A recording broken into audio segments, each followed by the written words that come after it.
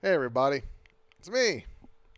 And it's been a minute since I did one of these, and honestly, it's because I've just been streaming everything. Kind of been bouncing around all kinds of games, avoiding fighting games as much as I can for now.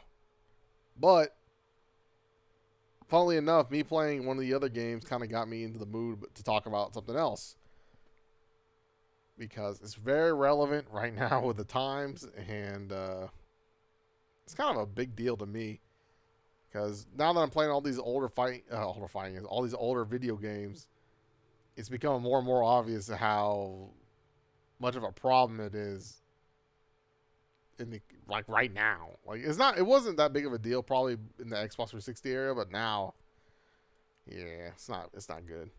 But anyway, I'm here with Coach, who's gonna talk with me about this. I kind of kept the topic vague, so he may he's just gonna have to roll with that. We'll make it work, man. But essentially, my thing was there's two things I want to talk about. I'll just touch on the first thing and keep on topic with that for now. But my first problem right now is that I'm playing on the Dreamcast, and you've seen me play on the Dreamcast, and Right? we're scrolling through there's only like 175 English titles on the Dreamcast or some shit like that. But somehow there's like 12 to 13 different Capcom games on the Dreamcast in a span of like 3 years, all different titles. So the main conversation we're having here is how games have been most big companies have decided that it's too risky to try things. And so unless it's on the IP that already exists. So they're doing this obviously to save money, but I feel like as a consumer of video games, we are hurting like crazy because I can't just expect something new ever. I mean, you were there. We were just like, well, I was just like, what's Techromancer? Like, what the fuck is this shit? Oh, this is a crazy game. It's been forever since I felt that. It's just, just like I can't expect Capcom to put out a trailer next week and it's like, welcome to Mega Fighter Ring XLL. And I'm like, what the fuck is this crazy game they're talking about? I've never heard of this before. This is brand new. I don't expect us to ever get that again. I mean, I don't know. Do you think like we're just fucked now? Or are we just gonna forever be in a four? I feel like we're stuck. I think every company has everybody in a 3 game rotation for the most part. So Yeah, I more or less agree with that because, like, we usually come on here and we talk about the Japanese dev, but I feel like this is like a big dev problem in general, no matter where you go. Like, whether it's like the European devs, the North American devs, or the Japanese devs, they just kind of like shoehorn into like their big franchises. Like, if they go outside of that, it's usually because they contracted like an indie company. Like, hey, Namco might be like, hey, remember Dig Dug? Could you make a game about that in your little studio there? We'll publish it. That's the most you'll get.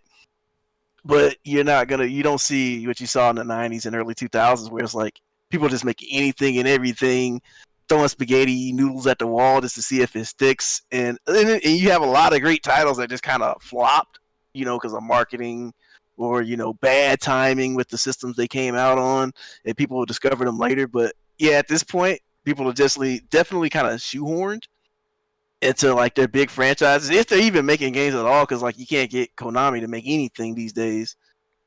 yeah, And do they have money? That's my biggest question. Like, are they even alive? no idea. But you remember just like around when Kojima left, everybody was talking about the big new Silent Hill project. Like, so many people were hype about it, and boom, it's gone, right? And you can just tell people want these games to come back. You still see people whining at Nintendo about F-Zero and all that stuff. So like, there's definitely a market.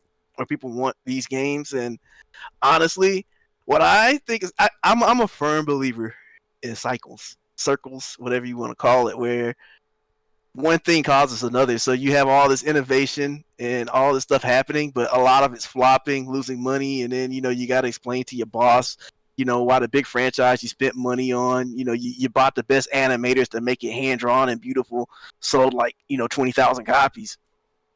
Which that's another part is that game development has become absurdly expensive in the AAA world with big devs, and so that's probably another reason why it's happening. But like as a result of all that, they started like, hey, what are our best franchises that sell? We're gonna put 2, 3 dedicated teams on those games, and we're gonna like push them. And then the other part is the games as a service is taking root with DLC, season passes, and all that stuff. Where it's like, I'm gonna buy Monster Hunter World, and I'm gonna get new monsters, new suit, new outfits, new weapons, and all that stuff, and like collab events with The Witcher and Resident Evil. And so like even though it came out years ago, you were still getting new and new content on it. And so most developers are like, we don't have to make a new game. We don't have to build a new system up. We don't have to storyboard a new game. We don't have to get a team to make something original. We can just make this and we can sell it over and over again just by adding it on because the basis is still there.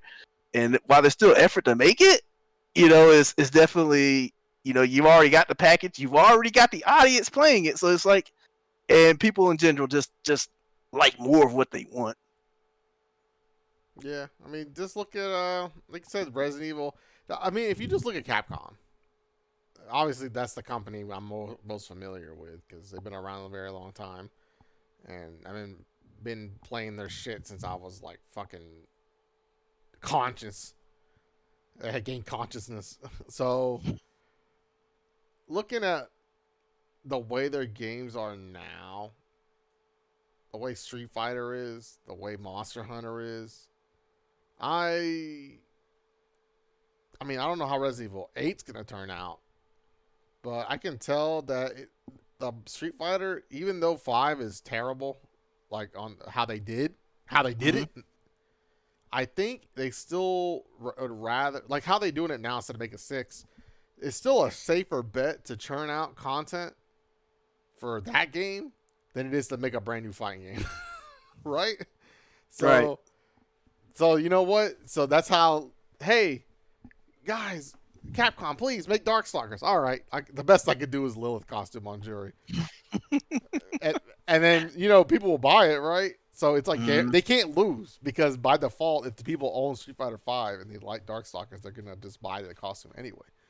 So instead of actually making a new game, they'd rather just, like I said, shoehorn in content from other shit into there, or pay someone else to take the risk and make them develop it.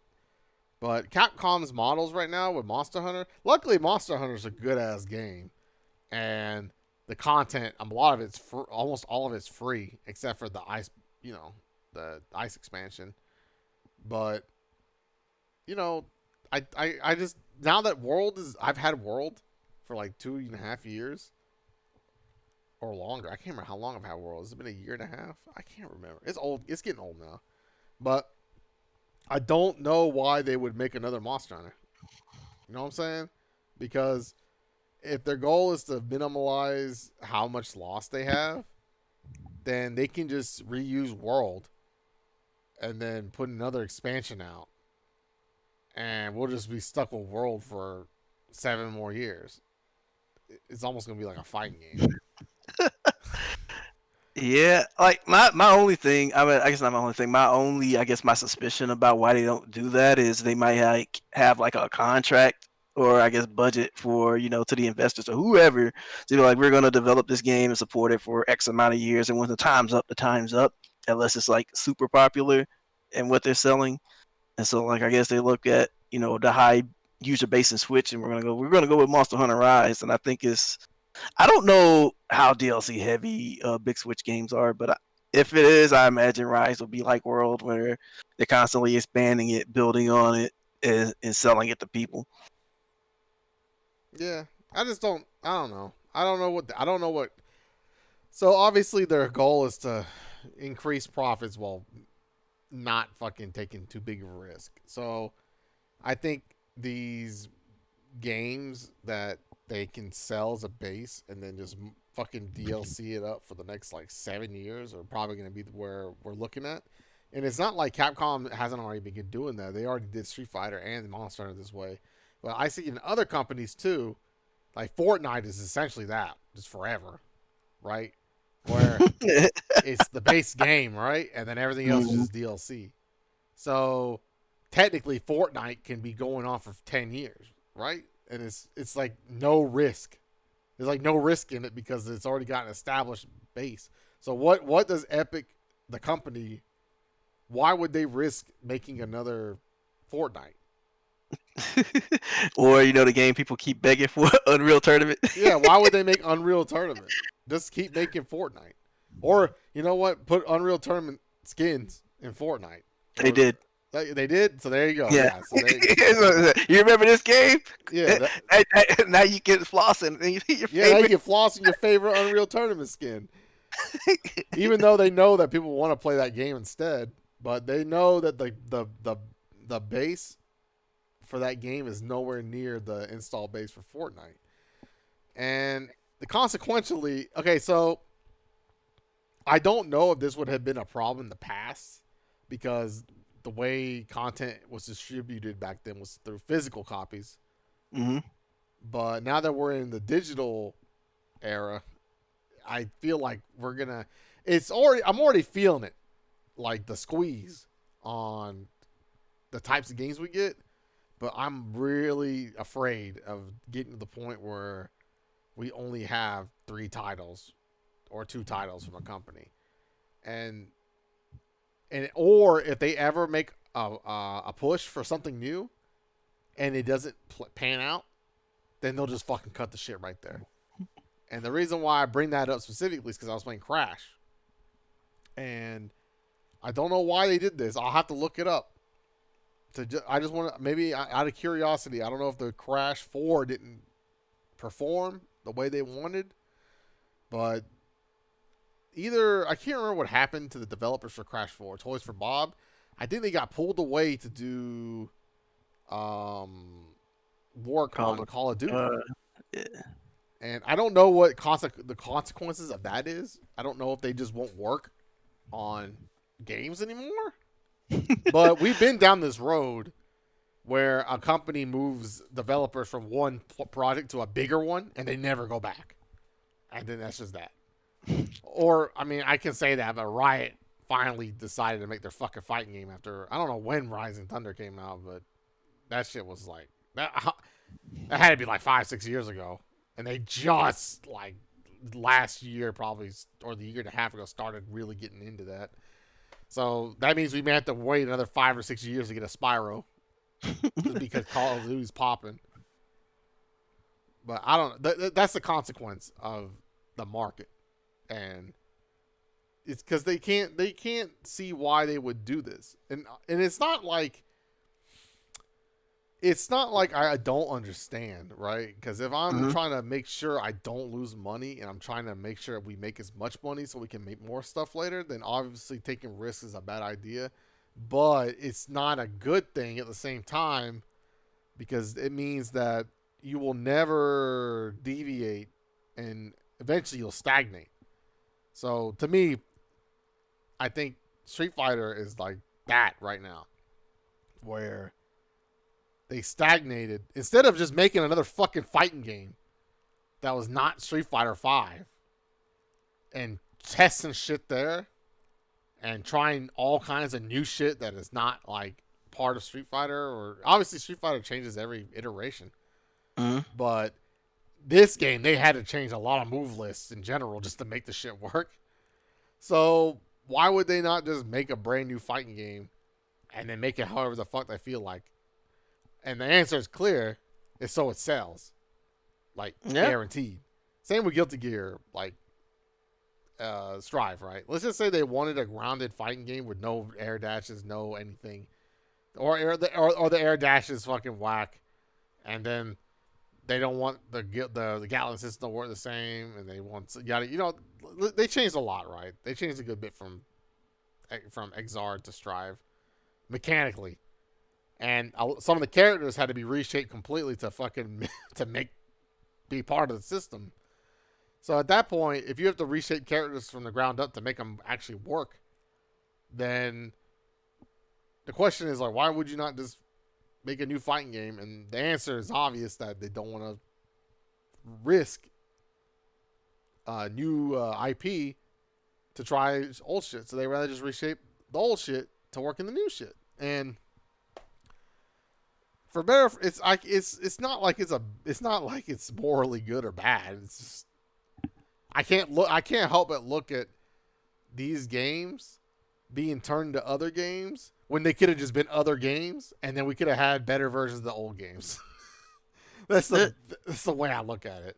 There's two perspectives to that, because what you're saying is pretty valid, but like people who follow, like, say, Ishitari Daisuke, over the years, even before Strive became a thing, you see that his vision for the game, what he thinks of Guilty Gear, and what it is to him may not be what we think of, which is mechanics, how it plays. To him, and maybe even other people, is the music, the characters, and however they play out on the screen. That's still Guilty Gear. And so it's just a matter of how you look at that, because like he's a person who's always been saying, like he has visions about where he wants to take this game in the future, and I don't think he seems like because you got to remember, this dude, he made the music for the game, he drew the characters, he voiced Soul, so like his vision of Guilty Gear may not be I being and F being, but whatever spirit he has in the game, like you can talk about stuff like the UI is not like it is before, but how somebody perceives what the game actually is going to vary from person to person, and obviously the person who's going to have the final say is the producer. So like I can see why someone would look at, yeah, they're just basically making a new game and putting Guilty Gear sticker on it. But you could also look at it as, well, they're just saying, here's these characters, here's this story, and we're gonna put it in a water jug, and we're gonna put it in a teapot, we're gonna put it in or whatever, and it just takes shape, but you have essentially the same liquid. And that's another way of looking at it. But I do agree with you to an extent. And it's kind of funny what you were mentioning earlier, because with the Activision thing, because I was reading on that, and basically what they said was because what they initially, the rumor was initially that Activision was trimming down toys for Bob, and then sticking them on Call of Duty, and then Activision was like, no one's getting fired, they'll continue to support Crash 5 or whatever, and but we'll have them working on the Call of Duty too, which basically we know what that means. Yeah. They're basically going to be working on Call of Duty extensions till whenever people move on to the next thing. But there's an actual stark difference between the Japanese devs and Western devs here. Is that the Japanese devs, they kind of like, they're doing a lot. They're like, we're in house. We're gonna make a Resident Evil team, a Monster Hunter team, and a Street Fighter team, and that's all they'll do. You don't have like roaming free people like, hey, I want to make a game about mechs fighting each other. Yo, give me some artists, give me some developers, give me some programmers, and let's do it. Okay, you're in charge of that. Somebody else is like, I want a game where, I want a 3D fighter. People playing with people are using weapons, and you get plasma sword. And someone's like, yeah, we'll make a team. I don't think that kind of culture exists anymore. It's like you have a Monster Hunter team, you have a Street Fighter team, and you have a Resident Evil team, right? And then the Japanese devs are kind of going that route where they just like have dedicated teams to those franchises. But in Western devs, you're getting people like Activision, EA. They're buying up all these little smaller devs who are responsible for a lot of these projects, and they're ended up like pulling in all these classic IPs and stuff, and then they're letting them die because they're doing stuff like putting those teams on their other games. Like this team may have been like responsible for some big great platforming in the '90s, but we're gonna stick them on a Modern Warfare now because that's what they need to do because that's our money maker. And so, like, they're just basically consuming these properties and then like sticking them in the cellar. Yeah, that's exactly what it is. It's fucking annoying. I hate seeing it because it'd be one thing if these guys could just work on Crash, but the fact that the nature of American devs like we say Western. I'm talking about like American. Fucking American capitalism is all about fucking consuming the weak and making them fucking using your strength. So Hey, man, there's Canadian studios too, which that's true. operate pretty much on the same wavelength. That's why I specifically say NA. So long as okay, if Canada's doing the fuck shit that Americans do, then they're on board with the same bullshit. But at the same time, it's still fucking annoying because all that happens is so it's almost like a fucking such a shitty path. So Toys for Bob fucking shows that they can make a classic game perfect in the new style, and it runs just as how everyone would ever want it, and it's a great game, and everything's great, no flaws. They're like, damn, that's good. We need you on our fucking Call of Duty team. And at that point, it wouldn't be terrible if it wasn't for the fact that they're probably just going to only work on Call of Duty. So that means that the consumer, us, we're finally ecstatic to finally have a team that can handle like retro platformers correctly and do a good job and bring them into the 2020, like the new fucking decade. Mm-hmm. We know that if anyone ever succeeds in doing a really good job, they're just going to be turning to fucking Call of Duty bots. Like, I just imagine some like executives just like, they knocked that out of the park. Put them on our greatest project. That's perfect. It makes all the sense. Yeah, that's exactly what it is, and I hate it. It's so annoying.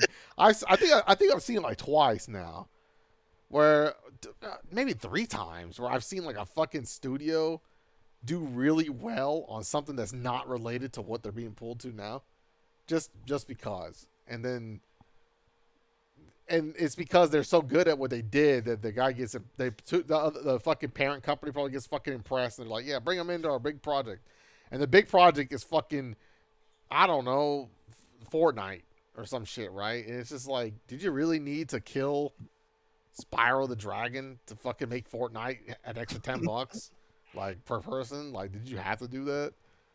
I don't know. I understand. It's just for a consumer, it's super shitty. Like it's like we're all gonna funnel into Fortnite. And obviously that's a fucking hyperbole. Yeah. But it eventually, that's the thing, is you don't want to. I'm saying the dark future. One of the dark futures is that the companies that the big ones anyway, that have our fucking favorite IPs from our childhood, mm-hmm. they're gonna focus on 2 games. And then we'll probably never see those games except for once a decade, possibly. And we'll have to look to indie devs to get this shit done. But you know what happens to indie devs when they do a good job? They'll probably form a team, and then if they do a really good job, they're gonna get absorbed and make Call of Duty fucking games. Electronic Arts show up at the doors. Hey, good job. Good job. You're incorporated, huh? Interesting. So here's the money bags. Yeah, like, so how you feel about fucking 360 no scopes? It's like it's literally the fucking Dense Fighting Herds devs. They're like, we don't really fuck with that. Well, you do now. we like making fighting games about horses fighting each other. Well, that's a damn shame, because you're about to ask what your buddies are dropping for the next 10 years. Look, kid, you do a good job. We'll let you make a DLC character. Yeah, we'll let you put the horns on one of your fucking. We'll let you make a fucking. What the fuck is that character's name? I cannot remember the horse's name. Not the horse, but the cow. Fuck, I can't remember any of the characters' names in that game. The only one I can remember is the new one, Shanty, because it's a sea shanty. It's the only one. But that's the thing. That's the problem. Like and obviously I don't have a solution, because logically they're not going to want to take risks. So I can't fault them for not wanting to take risks. I can only fault them for being bitches. I think where the cycle comes around is kind of like what you're saying, where it's gonna get real saturated. Everything's gonna be, and then those indie devs, they're kind of going off that old 90s spirit, right? Where they're just making anything and everything. Some of it's flopping, some of it is becoming critically acclaimed, a lot of it's just kind of falling in the middle, and you're seeing more and more creative stuff out of them. Some of it's, inspired by old school, but you're seeing people make new concepts and stuff like that. And yeah, they're not gonna sell as much as AAA games for the most part, but then you get something like Among Us, right? Where they made this game 2 years ago, and it's like a clever social game, which generally the people like playing games with one another, and then everyone got in the pandemic, right? And then they saw someone playing this game on stream, and everybody buys it for $5, and it becomes like the hottest thing. Or Fall Guys, right? Even though that was kind of flash in the pan, but I still see them putting out content, and there's probably still a good amount of people playing it. But yeah, people saw that concept was like, well, there's the battle royale, but we're gonna put our own fun twist on it. But what other company would do something like that? Basically a bunch of mini games where people play with one another. Who's gonna buy those little beans playing with each other? give them. I want a space marine with a gun, or whatever. But so stuff like that is starting to rise to the surface. Like, I guess those people are kind of becoming incorporated themselves, but still, like, Among Us is one of the hottest games. Fall Guys is one of the hottest games. So you're starting to see those ideas from the past and future, and people who are innovative and don't really have that much to lose you're starting to see like the better of those ideas starting to rise up to the top, and people are like, I'd rather buy that, because like I can't even think of the last time I bought a AAA game. Let's only call Sega a AAA game, because I bought Soccer Wars. That's not a fighting game, I guess. But I generally don't buy like the hottest new games out, because none of them interest me. And outside of just playing like retro stuff, if I buy something, it's like some game on Steam made by Johnny and Amelia in their basement. Yeah. It's funny you said that, because like, I just got done playing Resident Evil 8. That was like, damn. I think Capcom is the only company I think I buy AAA games from. Like if we're considering Monster Hunter and Resident Evil 8 the AAA, that's it. Every other company I don't really buy anymore, and it's because they kind of stagnated, and I just don't find them appealing. And indie devs, I need to buy more indie games, because I didn't really care about this too much, because I was just playing fighting games anyway for the last 10 years. But now that I'm playing games again, like casually, the disappointment in what my library looks like from the companies I used to follow, that came about when I looked at the Dreamcast, which already has a tiny library. Yeah. Which that tiny library is better than the library I got now in the current gen. That's the crazy part. And now that I'm looking at it, I'm like, damn, I'm gonna have to buy indie games. And it's not because I'm not like, damn, I don't want to buy indie games. It's just more like, when I was a kid, Capcom made like fucking almost like 2 or 3 games like they made like a game like every 6 months or some shit back in the NES days or SNES days, and they were all different, or platformers or fighters or anything, right? And now it's like I just expect Resident Evil, Monster Hunter, and fucking Street Fighter. That's it. Mm-hmm. Not even a fighting game, just Street Fighter. Only Street Fighter. Yeah, because the only exceptions to this rule are when third parties come in. Like if you make a Marvel versus Capcom, Marvel's gonna be footing the bill for that, right? So you go ham, and that's when you'll see that, or Square Enix, hey, here's our Marvel properties, and we're gonna make Marvel the Avengers. It flopped, right? But they didn't foot the bill for that. Marvel probably did, and so that's the only time you really see like innovation, like when you see Arc Sys deviating. When have they deviated, right? Grand Blue, Dragon Ball. Yeah, so like they're able to just do whatever they want in those games and make them however they please.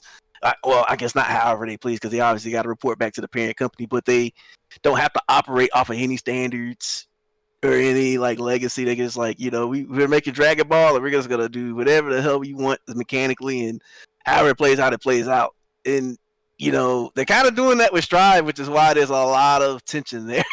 Because they're one of the few who's actually broken the mold, where they're like, we're going to really make this different enough with this legacy system, and people are kind of screaming, because you can't even call it just like a flat out dumbing down, right? because they're changing like how it basically functions.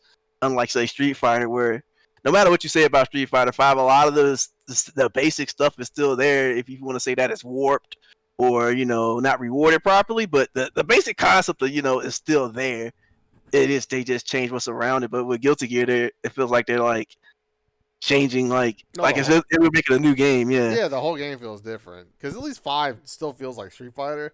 It just feels like really, really, really simplified concept of Street Fighter, and the only reason I call it simplified is because a lot of things that would take a lot of work no longer are the focus. I feel like the focus of that game is shifted to just fucking never fucking up.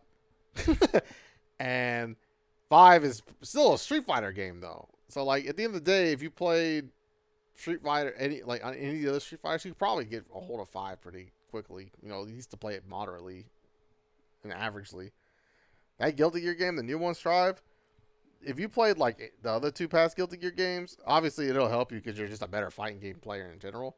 But the Gatlings are not the same, so the combo system's not the same. The way your defensive mechanics the way the defensive mechanics work aren't the same. The system is not the same, there's no and hard knockdowns, no air teching, so it's like you're in foreign territory. yeah, it's more of a different game than five was to four. Like the only like obviously when people say dumb down, most people say things are easier, but I can't even say that about Strive in terms of gameplay. I could say that Strive is easier in terms of maybe combo variety or something, but it's even then I don't know if that's true or not. But I mean, I know that's true. Just the fact alone that fucking Johnny, like the fact that like the combos from like so like the subsystems in Strive don't feel as prevalent to combo potential in this game as they do as older games. So by default, it probably is easier to combo. But that aside, it doesn't feel like the game is maybe inherently easier. It's just a whole different game. The whole everything's different. And five is the only reason why I hate the dumb down conversation because I can understand why people don't like talking about it in terms of like they get offended because the game is dumbed down, quote unquote. Mm. But I think people don't understand what dumbed down really should equate to. Now, making options limited, or making one thing better than everything to make sure that doing the right thing is easy to do. That's maybe my take on like fucking dumbing down, or like giving 3 to 4 frame buffer windows in between buttons to make sure you can't fucking miss. Like that's a little aggravating.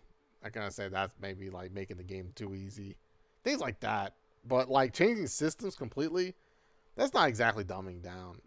Like if you ever want to complain about dumbing down, always think back to like ridiculous shortcuts that maybe shouldn't exist, and leniency.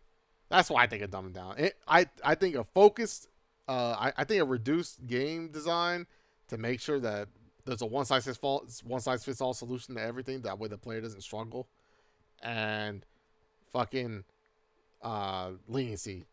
This ridiculous amount of leniency that makes sure people can't fuck up. That, but Guilty Gear, that new game, man, I don't know. I played Chip, obviously, so my view on it is a little skewed. I still had problems playing that game just because even though it's quote unquote like not as easy as people said, it still felt hard to me because that shit like just to land the hits correctly and then convert and then be optimal in the corner with the wall splash, it still takes some work. It's not like it's that fucking hard. I don't know where people are saying it's easy. The only thing is, I mean, if you want to say the game's easier because you take half of someone's life into combo, I don't know if that would make it easy. I mean, that makes the game harder. Yeah, I think a lot of it is the typical group think.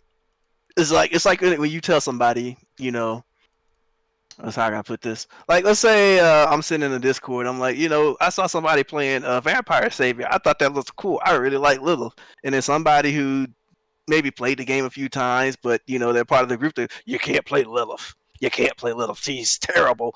They've never played the game. They've never deep dive in it, but that's what everybody says. Like when you play Third Strike, people say you can't play anybody that's not Chun-Kin or Yun. And whether that's true or not, usually the people saying that aren't people who have like tried and tested, the hard and good times in the game. But they'll keep passing that message on as if it was pure fact and if they always knew it. And so that whole thing, when someone says it's easy, someone's like, yeah, Dragon Ball Z has auto combos, even though, once you look at like people doing real actual combos in that game, they're not that easy. But people look at the auto combos, oh, that game's easy. Same with BB Tag. BB Tag has like a pretty rich depth of how you can convert and how to make team synergy goes, and the combos end up being like really layered. But all people know is that there's auto combos in it, so they'll just mindlessly say, "Oh, that game's easier." They dumbed it down. They made it too easy, but they've never played it. They never been in the trenches, and so some of that stuff they say may be true. It may be true within context, or it may be false, but they don't know. They just pass it on. So your top players say, "Oh yeah, guilty, yeah, it's easy now." All the little lemmings are gonna go do the same thing. Well, most people can't formulate their own opinion. Yeah, that's basically what I'm saying. I fucking BB Tag. The game is easy. The game's BB Tag's super easy if you're the guy that gets the first hit. I haven't seen BB Tag footage in forever, but my last vision of BB Tag on Twitter was watching people call assists at the very beginning, getting the hit, killing the character. Like that was like that's all I ever saw on Twitter. And then the next hitter would come in, and they would have their meaty set up for when because obviously the character has to drop in, right? So the character would drop in, they would hit him with the assist meaty, and then they would kill him. Like that. And then I watched like Evo, like it was like that too. But the game's still hard because obviously one mistake is death. But I don't know. Obviously, people have their own opinions on what makes a game easy and what makes a game difficult, right? Because I could sit here and scream all day about 5, like I always do, about like this is easy, this is easy, this is easy. But people will be like, well, no, this game's actually hard because if you fucking sneeze wrong, then your character fucking explodes, even though you're winning. And so this game is even harder than 4. I'm like, well, you may have a point because I've never played a game where I could possibly lose. I've never played a Street Fighter because the ones I do play, I play 2 and 4, right? So I never the only time I would lose in 2 is if they got a super deep jump in because it would get instantly stunned because the game's bullshit, but I still love it. Or in 4, you would lose after like a succession of vortexes. But in 5 is the game where if you decided to throw a jab in neutral and they threw heavy, you died. Especially if you were winning. So if you were winning and they have V-trigger, you definitely lost. So in essence, that game could be really hard because that means you can't afford to ever make a mistake even in victory. So I don't know. There's always ways to look at it. I still hate that fucking game, but yeah, it's always point of view. So you never gonna and it's just like even if you take in like the buffer system, so some people are still gonna struggle with that, right? Because they don't get it or they don't practice or whatever, and you'll have people who will like do some Marvel 2 stuff and be like, yeah, just practice a little bit, you'll do it. Yeah, just tap it a little bit. But I can never conceive of doing like these Magneto reflies and stuff like that, or Sentinel reflies, but somebody be like, yeah, man, just practice, just do that. And so it's like it's all relative, but I get what you're saying. I guess there's so many objective ways to look at fucking competitive fighting games. It's no way to be. I'm the right guy. I can only, but I will say it anyway because I don't want to concede my point.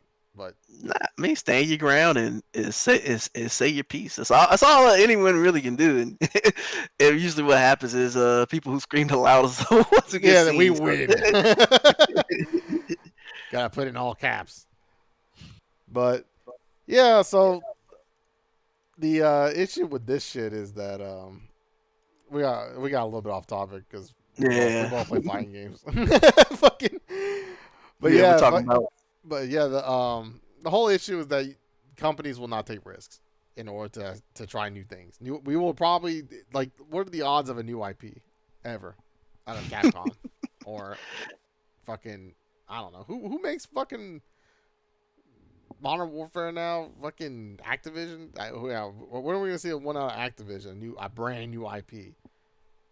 Probably never. I mean, I can't think of anything really that they would make. Not that it's not like they're incapable of making a new game, right? They can make whatever the hell they want. They could make a fucking they could make a shmup. Not that they would ever make a shmup, but they can make a shmup, right? So, but they won't because they don't see the money in it. Fucking the guys who Activision could make one game of every genre, and then be fine. But they don't want to do it because they'd rather just make another Call of Duty. And keep in mind, it's not even like Activision's. It's not their team, right? These are the umbrella of teams they've acquired over the years making these games. Mm-hmm. Between everyone under that, they could make like every possible game, but they're all stuck making Space Marine Simulator 2021. I actually got it somebody online the other day. I couldn't contain it any longer because some guy was like, because people were complaining about the Toys for Bob situation, and this guy on Twitter, it's just some dude, right? And I was actually at work and the machines were down, so I was like, fuck it, I got like 30 minutes to kill to harass this fucking guy. So this guy was saying, why would you guys want to fucking play some purple dragon that chases fucking fireflies when you can just play Call of Duty? And I was like, his argument was, was like, that stupid game is like over 20 years old. It's so old, it's so overdone. And I was like, I asked like, dude, Call of Duty came out in 2003. It was probably older than that. I can't remember what I said. Let me see. Call of Duty. Call of Duty, it's about 2003, yeah. Let's see. I told him, like, Call of Duty came out like in 2003. And he goes, yeah, 2003. That game came out in 2003. And I was like, it's 20 years old. And I'm like, in this game that you're playing now and you're vouching for, I think for 9 years I had 2 games every year plus DLC. Like, you don't think that's overdone? He's like, well, I'm a man and I do whatever. The bullshit, like the 9 to 5 special bullshit where I work off 9 to 5 and I go home and I'm a man in the house and I gotta play gun game. So fuck Purple Dragon. That was pretty much the argument. And I asked him, I was like, look, I know I can understand that you're a guy that is normal and you don't desire anything else other than to fucking shoot other people. So if you want to play your bullet sponge simulator, which is really, to me, Call of Duty is so fucking whack to me because I don't find any kind of like appeal to shooters in general when it comes to like single player content, because most of the single player content in shooters is just absorbing shots and moving from cover to cover while you heal them back up again and then going to the next cover, right? Because most shooters these days, I don't really think they have like health packs and shit. They just have like self heal, or if they do have health packs, you don't really need them that often. But my problem is that I don't like games where I can't do anything about damage in general. So a shooter to me is like a fucking nightmare because there are just moments where you cannot move from one location to the other without absorbing some shots, or the game is expecting you to take some hits. So I just call them bullet sponges because you're just running around absorbing damage and then hiding, getting rid of the damage and then shooting back. And I can't do that for 12 years. I played Modern Warfare 2, by the way. I love Modern Warfare 2. Like, I played the shit out of Modern Warfare 2. But that was it. Like, I couldn't buy Modern Warfare 3, Call of Duty World at War. I bought Call of Duty World at War. It was in the same year. And then Modern Warfare 3. And then I saw a pattern of, like, they were coming out with games every 6 months. And then selling us full fucking DLC packages. How am I supposed to prestige? Like the max prestige. If you're going to make another fucking Call of Duty the next 6 months. But that's the problem. They found out they were ahead of the curve. Like they were like, guys, why are we making more than one game? Just fucking make this one game. Call and that's it. And I mean, Activision used to make a fuckload of games, a lot of games, and then they're literally just now. I just see them. I'm like, I'm just like Call of Duty. What other games have they made? Hold up, Activision. So it's like if you put away, because like Sekiro was that's from Some Software. I think they published that. Yeah, they published that. Yeah, from Software made Sekiro. And but like you take away from like the actual published games and the third party games, they ain't got much new going on these days. So you got crap. But yeah, it's God damn. Look at this fucking list of look. They acquired Raven Software, Neversoft, who made Tony Hawk, by the way, Infinity Ward, who I think made Medal of Honor, Treyarch. I actually played a game with Treyarch, who made the game. I think they made Spider-Man. I think I played a Spider-Man game on the fucking, what's it called, on the Dreamcast, and I think they had their name on it. Some fucking company called Gray Matter. I don't know who made that. Man, I'm laughing as you're reading these, right? Because I'm in the wiki too, right? And I'm clicking each one of these companies, and I'm looking at their game development, and all of them ultimately make it to Call of Duty. Yeah, they all go back to Call of Duty. They all go back to Call of Duty, man. Look at Red Octane. Red Octane co-developed Guitar Hero. By the way, Guitar Hero was the same problem as fucking. Yeah, it's the same thing. Same shit as fucking Call of Duty, but the difference is between them and Call of Duty is that they actually overdid it. Like they actually killed themselves. They didn't have to do it, and they did it. The fact that they suffered a fate that didn't have to because they try to sell the same game over and over again within the same year. Instead of just releasing DLC, because they did it right the first time. They made the Guitar Hero 1 and 2, and then DLC came around for 3. Well, there was Guitar Hero 2 DLC too, but Guitar Hero 3 did DLC the correct way. They had a huge DLC lineup. And then, I guess they got greedy, and they decided to release Guitar Hero 4, 5, and then a whole bunch of sub-Guitar Heroes with, like, track lists from, like, specific bands. And then all this was to sell peripherals, by the way, because they were designing the guitars to have new gimmicks and shit. So they buried themselves. They didn't have to go this route, and they did. Sucks.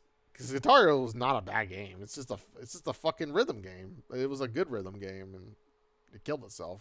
Shot itself in the fucking foot 10 times. But, yeah, I always just imagine. It's like I was mentioning earlier with the jokingly about the executive saying like, yeah, that's how I always envision these things. Like Guitar Hero 1, 2, and 3 are massive successes. Some guy in the suit's like, yeah, make more. Yeah. Obviously, make more. Yeah. And it's just like, and people are like, oh, we got to slow down. And there's other projects we want to. Nah. Why would you make something else when we have this thing? When I point to the chart, it has a big green bar on it that I show my investors. We got to make more of the green bar stuff. And they're like, have you just figured out why it's green? and the guy's like, look, I just know when y'all make it, it turns green and goes up. So make it snappy. Sir, we were working on the new Spiral. What is that? Does that have a green bar? Like, it can't. You keep making us not make it. It's funny because, like, at the very bottom, man, the fucking last studio they bought was the last one is Toys for Bob's. But, there's a whole game I never played with Skylanders, right? Mm-hmm. They were trying to make Skylanders. And then I remember Spyro was like the fucking lead character in Skylanders. Mm-hmm. And that's dead too. Skylanders is just kind of funny in itself because that it was like Beanie Babies. Yeah, like years. Like, yeah. I never played it, but I remember seeing commercials for it all the time. I'm surprised it died though. I thought it was pretty popular. I think it peaked on the Wii. I want to say, and I think when the Wii kind of went out of style, when people had all these collectibles that they were buying because they had to buy like all the newest monsters, and they were like selling all the rarest monsters and whatever, like Beanie Babies, where people like this crap has no actual value, but people gave it value, and the prices skyrocketed, and it became like collectors' items, and so like on top of the game itself was whatever, right? But you can go buy your figurine like like this is like prototype amiibos, and you just stick them on there, and then you can go on the game and play as the character you bought, or you just collect them because you for some reason you love Skylanders. But like when you saying all this, and we were talking about like all these games, kind of like these companies kind of go to 3 games. I think another thing that kind of crossed my mind. This is like my own personal theory that I've been thinking about is that there was a lot more, I guess, higher end companies back in the '90s before they, some of them went under over time. But there was a competition, so you had to be innovative, right? You couldn't just put out the same thing over and over again because if somebody else did the same thing with a new twist or they innovated on it, then your crap didn't sell anymore. And so like there was like fierce. I think the competition was legitimately fiercer back then.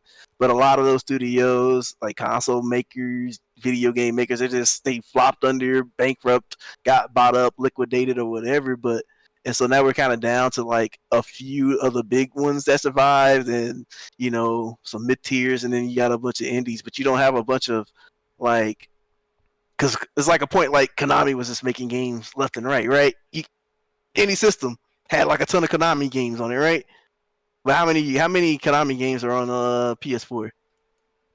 Like I would Mm, have to look it up, but yeah, and then but before you had to, I feel like you had to be good because how many people had an animal platformer in the '90s? a lot. Yeah, so like you could just be like still Sonic. You had to mix it up. You had to. There was always competition. There was always people trying to make a better game and people making new and different games. And that's not there anymore. It's like, well, the competition's not there. I have my audience that I can feed from, kind of like a pool of ooze that you can just stick a hose into, and you don't ever have to like refresh it or anything, but it's gonna rot and it's it's gonna like eat you alive. Like I think it's coming to a head in a bit, and you're probably gonna see some of those indies kind of rise up and become like bigger name companies gradually. That's my theory anyway. I hope so. I mean, they do need more competition because you're probably right. I mean, back then, these big companies were probably not as big, and so they had to fight to survive. But now they're so big that they can just churn out a AAA game, and odds are it's going to survive just based on the name. And Mm-hmm. if it works, right? If it works and it's a name and it's got a name, it'll probably sell. So that's all the requirements.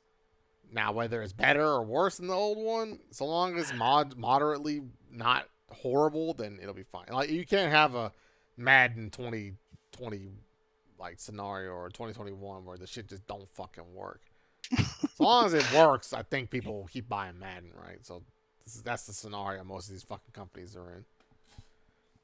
But it's nothing really. There's nothing the consumer can do other than not buy the same shit over and over again. But if you don't do that, then they're gonna suffer, and then they're gonna all they're gonna do is what's gonna happen is if fucking Call of Duty doesn't sell as well, then they're gonna fucking cut out Spyro and then put more people on Call of Duty to that way it sells better next time.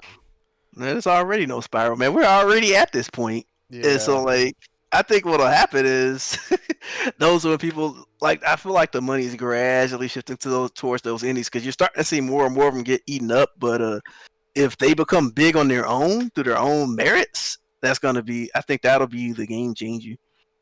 No, we got a indie platform. You know what? You know what actually is the game changer? This What's is that? Here's the actual game changer to me. This is the biggest fucking game changer. I think we're actually at a point. So AAA games are actually going to fuck themselves over. So here's my theory. So right now, since they're trying to be the biggest, baddest graphics guys around, and like this looks the best and this looks the best, these consoles can't keep up. So First of all, let me just say one thing real quick.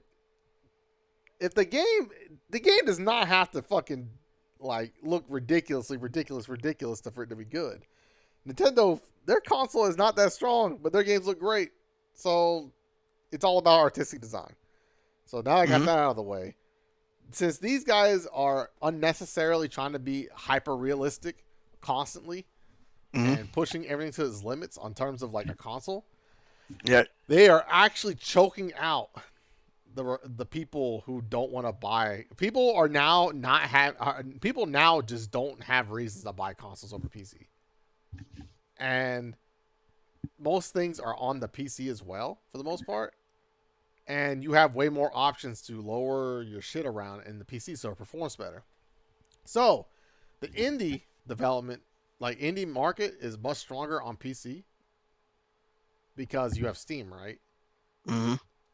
As opposed to having to get your shit put on the Switch and on the Xbox and on the PS4. So these indie games that exist on the PC, since people are coming around to PC gaming in general, like I can just in the FGC alone, I see more people play on PC, and there's more people now who can access these indie games than ever before, as opposed to like, because before, I mean, just think of it this way: like if I was gonna play, I don't know, what's up, it's fucking Dance Fighting Herds on fucking console. I don't even know. Yeah, I believe it is. Or it might not be. Actually, I mean, we can look it up here. I have no But idea. But I don't know. I don't have an indie game that's a Hollow Knight. Is Hollow Knight on console? I actually have no idea which ones are on fucking consoles and which. we'll say Shovel Knight. Oh, yeah, Shovel Knight. So I think Shovel Knight is on console actually. Mm-hmm. It is. So Shovel Knight is pretty good, but the the odds of someone buying Shovel Knight on PC is much higher, and it's way more accessible on PC as well because you're more privy to Humble Bundle and like sales and like Steam sales. So indie platforming is like king on PC. So the more these AAA devs scare people off of consoles so they have to buy a fucking PC to actually play the game correctly, the less people that are going to be on consoles to fucking buy it. Because the problem is that most people that fucking buy these games are on consoles by default. So Mm-hmm. if you Yeah. scare them away from that and put them onto the PC, then they have more options to buy other games that are much more interesting. And they might just cycle themselves out. To me, I feel like if you scare your competitor to where they can see the competition, then you may have fucked yourself over. But it's no telling. I don't know if that's what's going to happen. I just know that for a fact these consoles are struggling like crazy to run these fucking games, and a lot of people are moving to PC just so they can play, and just because it's just a better way to play anyway because you have way more options. And that might put indie games even more ahead just because there's more people for them to buy, like have access to their stuff and be advertised to their stuff better. So it's funny that you brought up that particular concept about space because I don't know if you remember the Modern Warfare thing when they got to about season 5 or 6, and they actually surpassed 250 gig hard drive. So it's like there's some PlayStation 4s that are like around there, I think.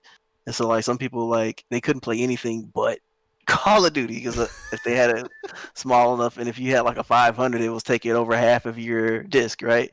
You got the system components as well. So you and most games are still are again like you said are kind of getting bigger and bigger just generally.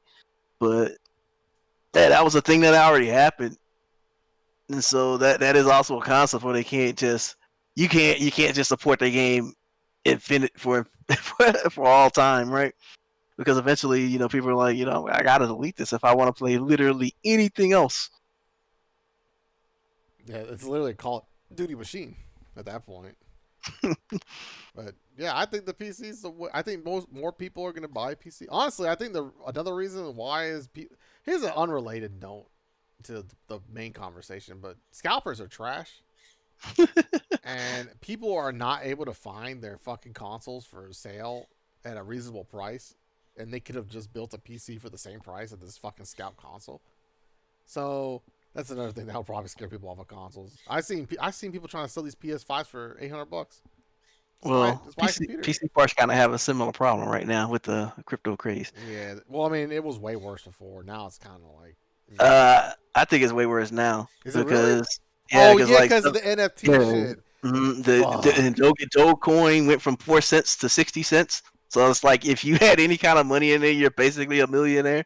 And so like people are buying these cars even if they're inefficient. Because before, where Bitcoin and Ethereum, they kind of hit up and they were kind of trendy, and so like you would see like when cars would come on sale, and you can have like a dip where you can get some, and then like once the Bitcoin and Ethereum crashed for that bit of time, the cars were like just there to go get them, right? And then, but when Bitcoin flew back up, Ethereum flew back up. Now you got Dogecoin, the NFTs, and like a lot of that crypto stuff. Like you got credit card companies jumping behind it, you got banks jumping behind it, and so now people are like snatching these up. So building a PC is actually hard now too. Damn. So it's a repeat of what happened 4 or 5 years ago. Ain't that a bitch? Yep. Damn, I knew I should have bought the meme coin. I'm so skeptical about this bullshit that I never fucking invest in nothing like that.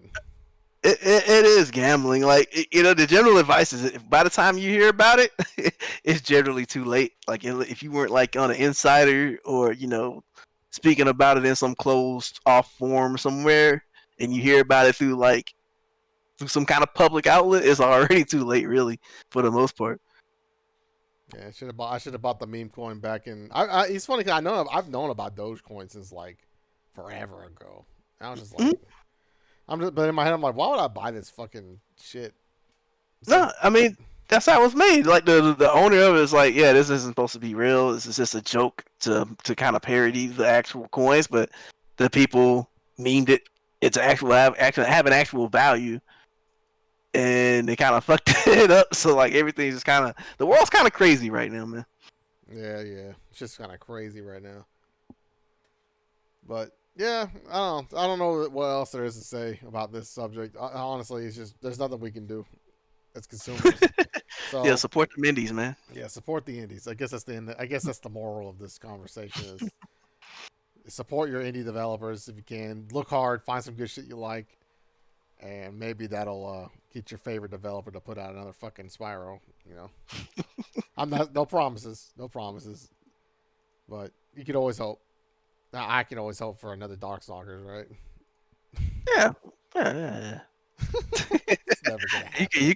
You can hope all you like. It's never gonna fucking happen. I'm so sad. I have to wake up every morning and come to terms with it. You know what I think is gonna happen? What? I think the next Street Fighter game or whatever the game is going to kind of be Street Fighter, like a Street Fighter base, and they're going to start adding characters. Like I think Akira and stuff like that is kind of the prototype of what they're going to do, and they're going to like slide in characters from other fighting games and like a big fighting game celebration, or kind of merge the worlds into the Street Fighter world. Or something kind of similar to that. Like if the fifth character, like a lot of people were speculating that the last character is going to be Dimitri or VSAF character, right? And so, like, if they kind of use that as a prototype, where they're like, we're gonna bring in the worlds from these various fighters, so like they don't have to make a Darkstalkers now, right? They could just put old Victor in the game as Street Fighter 6.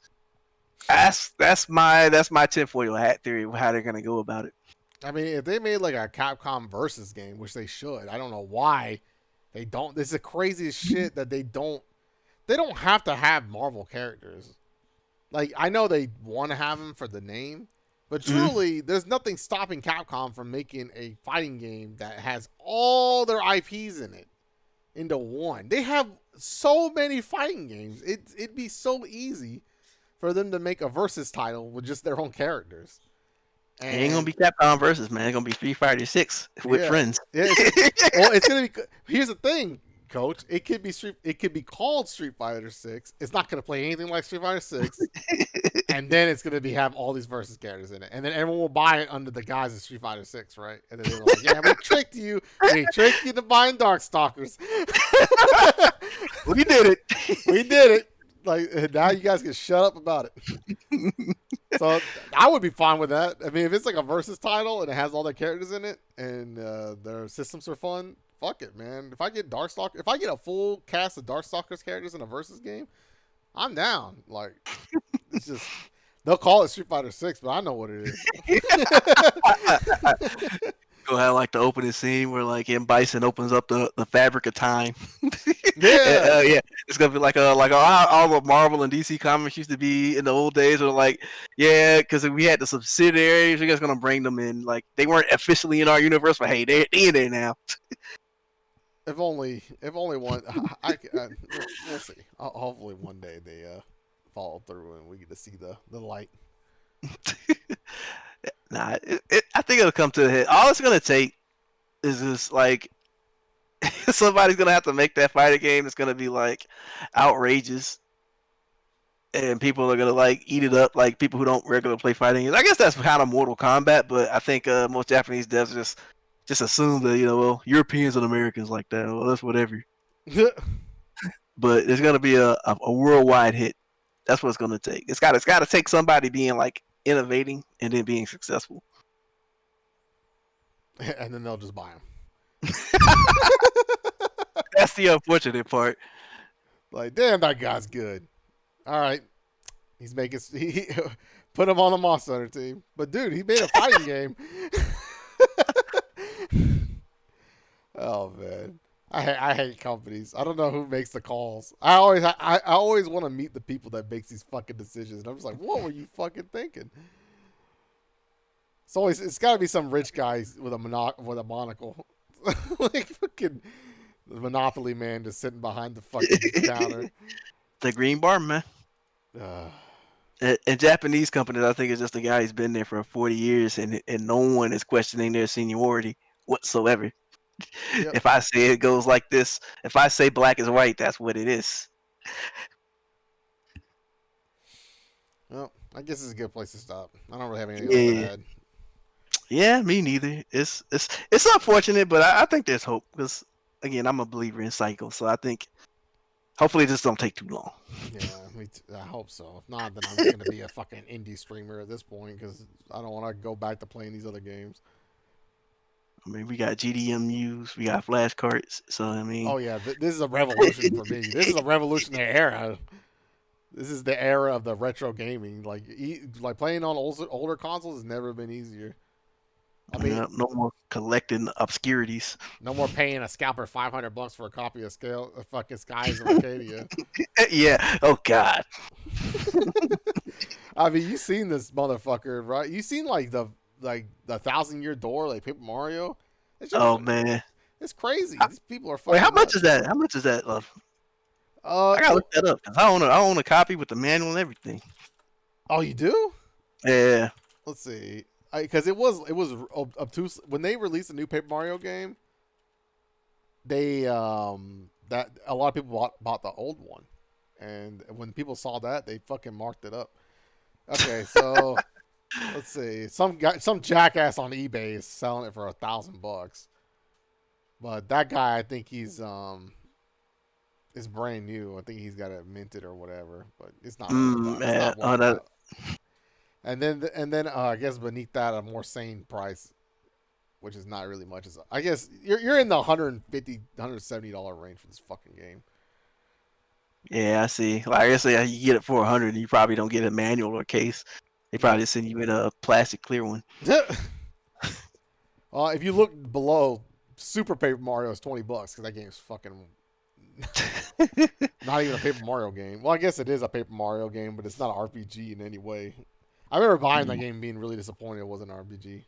I was like, I bought that game. I was like, why is it? I bought that game when I was like 16. I was like, why is this not Paper Mario? And then I bought Paper Mario Sticker Star, and it also was like some fucking gimmicky bullshit. I was like, I'm like, why can't I just get a Paper Mario game? Like just regular Paper Mario. It's the same shit I went through with fucking Street Fighter. It's like can I just have a Paper Mario game with like maybe something a little bit different? And it never happened. I think they gimmicked Paper Mario like forever. I don't think they ever went back to like the roots of fucking the first and second one. The origami one has RPG elements. It's just straightforward turn based, but like you go into battles and stuff like that. So it's just kind of like a weird twist on it. But it's not like but it's not like a fucking what's it called? Just a straight. It's not like paper. It's not like fucking Paper Mario or 1,000 Year Door. Yeah, it's not like the turn-based, thing that it was before. It's But more like you kind of go ahead. but yeah, the fucking that's the problem though. Is that the fucking the sicker? Oh my god, my bird is like it's enough. It's the end of this podcast. Hey, we podcast done. Is over. The podcast is done. All right. All right, I guess we call it here. Yeah, I'll call it here because or else my birds would get really pissed. I guess. All right, it's over. The podcast is done.